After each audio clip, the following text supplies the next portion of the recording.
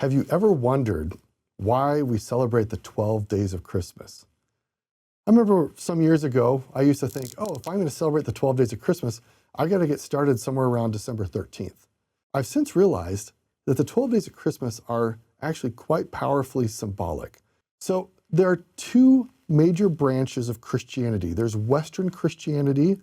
We know about Roman Catholicism and Protestantism, and there's Eastern Christianity. You might know about the Russian Orthodox or Greek Orthodox or other Orthodox forms of Christianity. And each of those religious traditions have different calendars to celebrate the life of Christ. Western Christianity celebrates the birth of Jesus Christ, as we know, on December 25th. That's Western Christianity. Eastern Christianity celebrates Christmas on January 6th. How many days are between December 25th and January 6th? It's 12 days. Now, here's what I think is really fun about this.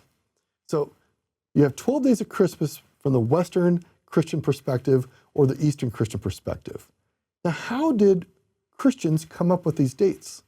Well, it turns out that the Gospels that we find in the New Testament don't spend a lot of time talking about the birth of Jesus Christ. In fact, only 2 of the 4 Gospels even mention the birth of Jesus Christ, and they don't really give us a date.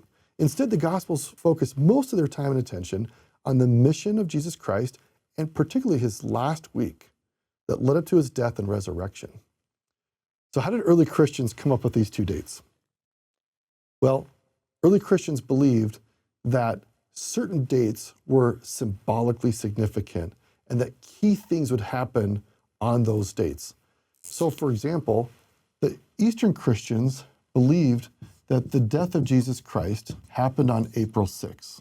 Western Christians believed it happened on March 25th. So starting with those 2 points, the early Christians in these 2 different religious camps reasoned, well, if Jesus died on one of these 2 dates, that must be a very significant date.